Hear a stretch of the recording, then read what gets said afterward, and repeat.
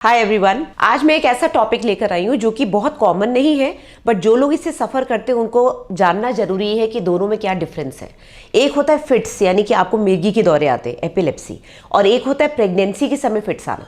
Pregnancy के समय fits आना जनरली ये मिर्गी नहीं होती, ये एक्लैम्जिया होता है।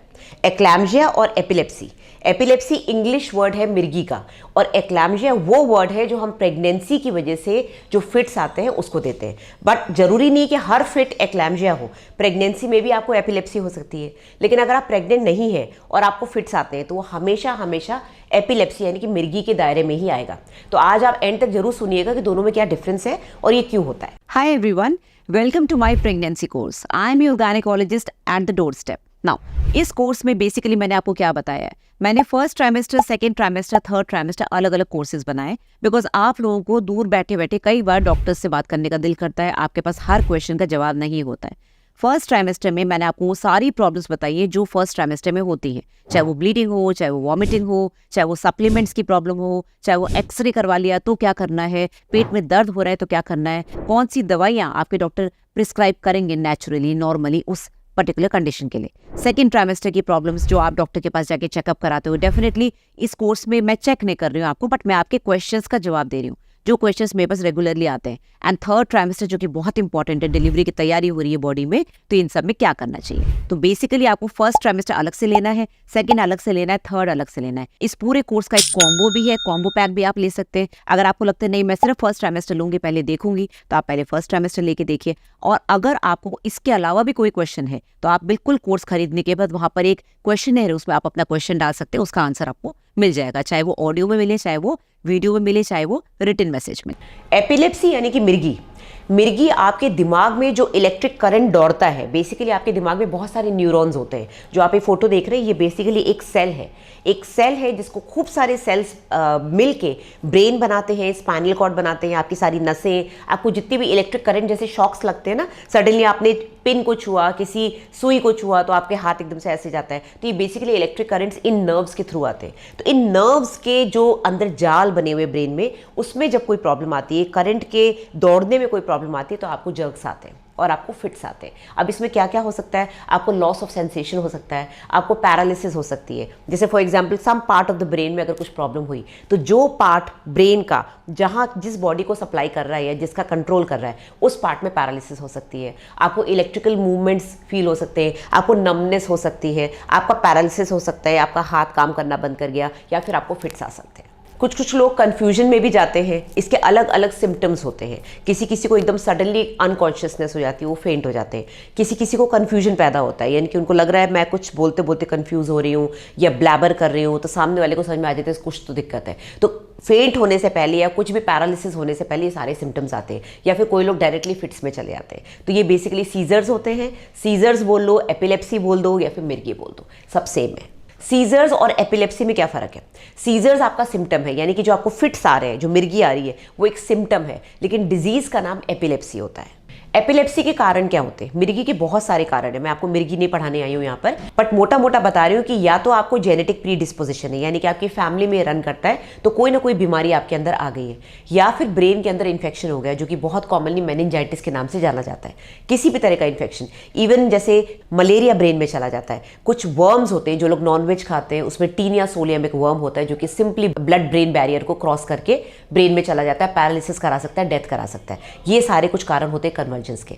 या फिर आपको इंजरी हुई है, कोई ब्रेन इंजरी हुई है, आपको हेड इंजरी हुई है, या फिर बहुत कॉमन है स्ट्रोक आना, यानी कि आपकी कोई ब्लड वेसल अंदर कोई कैपिलरी थी जो फट गई, या तो हाई ब्लड प्रेशर की वजह से, टेंशन की वजह से, हाई प्रेशर की वजह से, फटने की वजह से वो वाला एरिया डैमेज हो गया, वहाँ के न्यूरॉन्स खराब हो गए, तो वो वाला पार्ट ऑफ द ब्रेन खराब होने की वजह से आपको या तो पैरालिसिस हो गई, या फिर नमनेस हो गई, या फिर कोई और सिम्टम आ गया, या फिर कई बार कोई रीज़न होता ही नहीं है और आपको एपिलेप्सी हो जाती है। बच्चों में ये कॉमनली देखा गया है, जिन बच्चों की डिलीवरी प्रॉपरली नहीं हुई है, जिन लोगों को या तो फॉरसेप्स डिलीवरी हुई है या फिर वेंटूस डिलीवरी हुई है और सही से एप्लीकेशन नहीं हुआ है, कभी कभी इनको आगे जाके ब्रेन इंजरीज के सिम्टम्स आते हैं। बट ऐसा नहीं है कि हर फॉरसेप्स डिलीवरी और हर वेंटूस डिलीवरी में इस तरह की प्रॉब्लम्स आए। ये बहुत जल्दी डायग्नोज भी हो जाता है, स्पेशली जब बच्चा पैदा होता है और डॉक्टर को पता है, जिस गायनेकोलॉजिस्ट ने सर्जरी करी है या डिलीवरी कराई है उनको पता है कि उन्होंने बहुत ज़्यादा प्रेशर से बच्चे को बाहर खींचा है, जिसको बाहर नहीं आना था विजाइनली उसको ज़बरदस्ती खींचा गया है। तो ऐसे बच्चों में कई बार अंदर ब्रेन इंजरीज होती है जो उस समय शायद पीडियाट्रिशियन डायग्नोज कर पाए उसकी आंखों से, उसकी एक्टिविटी से। और अगर कभी नहीं डायग्नोज हो पाती है तो कुछ महीनों में बच्चे के माइलस्टोन्स डिस्टर्ब होने की वजह से दिखता है कि उसके डेवलपमेंट में दिक्कत आ रही है, तो इसको बोलते हैं cerebral palsy. But her cerebral palsy delivery की वजह से नहीं होती है। ऐसा नहीं है कि डिलीवरी के समय डॉक्टर ने ध्यान नहीं दिया इस वजह से हो गया। कई बार बच्चा जब यूट्रस के अंदर होता है तब भी उसको कभी कभी ब्लड सप्लाई की कमी हो जाती है। जो हम आजकल डॉपलर्स करते हैं, आपका सीटीजी करते हैं, उससे पता चल जाता है कि बच्चे को ब्लड की सप्लाई में प्रॉब्लम आ रही है। तो ब्रेन में कहीं भी अगर ऑक्सीजन की कमी हो गई तो बच्चा कई बार अंदर पेट के अंदर ही एब्नॉर्मल हो जाता है और डिलीवरी के बाद पता चलता है। और कई बार डॉक्टर्स पर ब्लेम आता है कि आपकी वजह से ऐसा हुआ। तो कुछ भी कारण हो सकता है, तो you have to be very careful during pregnancy. Properly checkup कराएं। अगर डॉक्टर कह रहे हैं बच्चे की ग्रोथ प्रॉपर नहीं है, बच्चे के ब्रेन में प्रॉपर ब्लड सप्लाई नहीं जा रही, तो टाइमली उसका सिजेरियन करा के डिलीवरी करवा लें। कई बार सिजेरियन लेट होने की वजह से भी ऐसा होता है, डिलीवरी लेट होने की वजह से, लेट हॉस्पिटल पहुंचने की वजह से भी बच्चे की ब्लड सप्लाई में प्रॉब्लम आ सकती है। अब इसका ट्रीटमेंट क्या होता है? एंटी एपिलेप्टिक ट्रीटमेंट में हम दवाइयाँ देते हैं, ड्रग्स देते हैं। फेनेटोइन बड़ी कॉमन है। तो जो लोग एपिलेप्सी के पेशेंट्स हैं उनको पता होना चाहिए कि अगर आप प्रेग्नेंट हो रहे हैं तो आपके लिए और ज़्यादा रिस्क है, क्योंकि प्रेगनेंसी में आपके एपिलेप्टिक फिट्स बढ़ सकते हैं। आपको चक्कर वैसे भी आता है प्रेगनेंसी में, आपका बीपी लो होता है।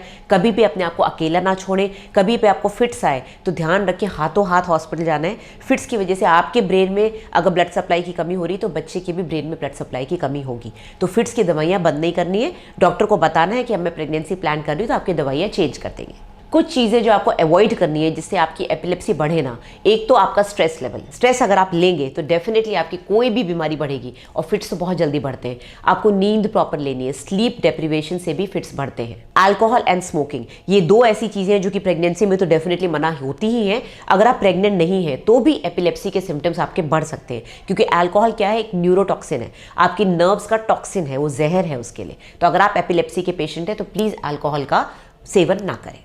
अब आते हैं एक्लैम्जिया। एक्लैम्जिया क्या है? एक्लैम्जिया बेसिकली आपके ब्रेन में जो ब्लड सप्लाई की प्रॉब्लम हो रही है एपिलेप्सी में, एग्जैक्टली वही चीज़ आपकी प्रेगनेंसी में जब होती है और आपको फिट्स आते हैं, उसको एक्लैम्जिया बोलते हैं। ये स्टार्ट होती है पीआईएच से। पीआईएच पे मैं ऑलरेडी वीडियो बना चुकी हूँ, प्रेगनेंसी इंड्यूस्ड हाइपरटेंशन। जब जब प्रेगनेंसी में आपका ब्लड प्रेशर बढ़ेगा, आपकी ब्लड सप्लाई में प्रॉब्लम आएगी, बच्चे की ब्लड सप्लाई में प्रॉब्लम आएगी। ये एक प्लासेंटल कंडीशन है।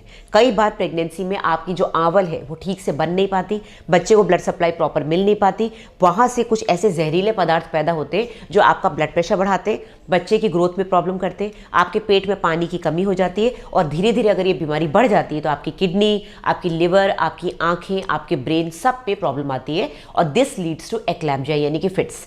एक्लैम्जिया यू कैन से कि बैड स्पेक्ट्रम है, सिवियर टाइप ऑफ पीआईएच है। तो अगर आपका पीआईएच है, प्रेगनेंसी इंड्यूस हाइपरटेंशन, इसको एक्लैम्जिया में कन्वर्ट होने से पहले प्री एक्लैम्प्टिक टॉक्सीमिया वाली स्टेज आती है, जिसमें कि आपके ऑर्गन्स डैमेज होने शुरू हो जाते हैं। और ऐसे स्टेज पे डॉक्टर्स आपको बोल देते हैं कि हमको प्रेगनेंसी जल्दी टर्मिनेट करनी पड़ेगी। अब इसके सिम्टम्स क्या होते हैं? हेडेक से स्टार्ट होगा, ब्लरिंग ऑफ विजन हो सकता है, आपको शायद दिखने में दिक्कत आए, आपकी आंखों के सामने फ्लैशेस आएंगे, लाइट्स आएंगे, आपकी जर्की मूवमेंट्स होंगे। इसका मतलब आपको फिट्स आने वाले हैं, और ये प्रेगनेंसी आपके लिए और आपके बच्चे के लिए डेंजरस है। हर एक्लैम्जिया ब्लड प्रेशर हाई की वजह से नहीं होता। कई बार नॉर्मल ब्लड प्रेशर में भी इस तरह के सिम्टम्स आते हैं। तो अगर ऐसे सिम्टम्स आ रहे हैं आपको तो प्लीज़ अवॉइड ना करें। पेट में दर्द भी शुरू हो सकता है। अगर लिवर में प्रॉब्लम आ रही है तो आपका लिवर जो राइट साइड में यहाँ के कैप्सूल में प्रॉब्लम आती है। तो इस तरह के सिम्टम्स अगर आपको आ रहे हैं तो प्लीज़ वेट ना करें, डॉक्टर को दिखाएं। एक्लैम्जिया बहुत डेंजरस कंडीशन है, बच्चे के लिए भी, माँ के लिए भी। माँ की डेथ हो सकती है, बच्चे की पेट में डेथ हो सकती है, आंवल जगह से छूट सकती है। अगर आंवल ने जगह छोड़ दी तो बच्चे सडनली उसकी ब्लड सप्लाई कट ऑफ होने की वजह से 5 मिनट के अंदर बच्चे की डेथ हो सकती है। तो आपको बहुत केयरफुल रहना है। इसका ट्रीटमेंट क्या है? जैसे ही आप हॉस्पिटल जाएंगे तो डेफिनेटली आपके फिट्स रोकने की दवाई दी जाएगी, जो कि जनरली मैग्नीशियम सल्फेट होती है। गवर्नमेंट हॉस्पिटल्स में इसका एक किट अलग से बना हुआ होता है। प्राइवेट में ऐसे केसेस नॉर्मली कम आते हैं, बट सब रेडी होते हैं, सबको पता होता है क्या करना है। आपकी टंग बाइट हो सकती है, तो आपको सक्शन करके आपका जो अंदर जो आप सलाइवा प्रोड्यूस कर रहे हैं, जो आप ब्लड आपके टंग से आ रहा है, उसको हम सक आउट करते हैं, जिससे आपकी जान को खतरा ना हो, और हाथों हाथ प्रेगनेंसी टर्मिनेट करनी पड़ती है। बहुत रेयरली ऐसा होता है कि आपके आपकी नॉर्मल डिलीवरी हो जाए। जनरली ऐसे में सिजेरियन करना पड़ता है। तो एक्लैम्जिया और एपिलेप्सी में क्या फ़र्क है? दोनों बेसिकली फिट्स करवाते हैं, बट इसके एक्लैम्जिया के फिट्स और एपिलेप्सी के फिट्स दोनों अलग अलग टाइप के होते हैं। एक्लैम्जिया ओनली प्रेगनेंसी में होता है, एपिलेप्सी दोनों में हो सकता है, प्रेगनेंसी में भी और नॉन प्रेगनेंसी में भी। तो अपना ध्यान रखें, हेल्दी लाइफस्टाइल रखें, डॉक्टर से कोई बात ना छुपाएं, दवाइयाँ अगर चेंज करनी है तो टाइम से चेंज कर लें, अपने आप को कभी भी किसी स्ट्रेस में ना डालें, किसी के साथ रहें, कभी भी अकेले ना रहें। दवाइयों की डोज अगर बढ़ानी है तो बढ़ा दें, मिस ना करें, किसी भी सिम्टम को मिस ना करें। जो मैंने बताया, हेडेक हो रहा है, आंखों के सामने लाइट्स आ रही हैं, पेट में दर्द हो रहा है, जर्की मूवमेंट्स हो रहे हैं, नर्वसनेस हो रही है, जाके डॉक्टर को दिखाएं। Last but not the least, इस मिथ से बाहर आएं कि अगर आपको एपिलेप्सी है तो आप प्रेग्नेंट नहीं हो सकती और आपको हेल्दी बच्चा नहीं हो सकता। ऐसा नहीं है। अगर आप ध्यान रखेंगे तो आप आराम से डिलीवरी करवा सकती हैं, बच्चे को भी कोई खतरा नहीं होगा। तो वीडियो अगर पसंद आया तो लाइक एंड शेयर करिएगा। मेरे को मेरे सोशल मीडिया प्लेटफॉर्म से आप फॉलो कर सकते हैं, और अगर आपको मेरे से डायरेक्टली कंसल्ट करना है, वीडियो कॉल पे, वॉइस कॉल पे मेरे से दवाइयाँ लिखवानी है, तो आपको प्रॉपर चैनल के थ्रू आना पड़ेगा। इस नंबर पे व्हाट्सएप करके कंसल्टेशन बुक कराएं, 2 दिन के अंदर आपको कंसल्टेशन मिल जाएगा। या फिर मेरी वेबसाइट पे जाके कंसल्ट डॉक्टर सोनल पे क्लिक करके आप पेमेंट करके मेरे से कंसल्टेशन ले सकते हैं। Thank you.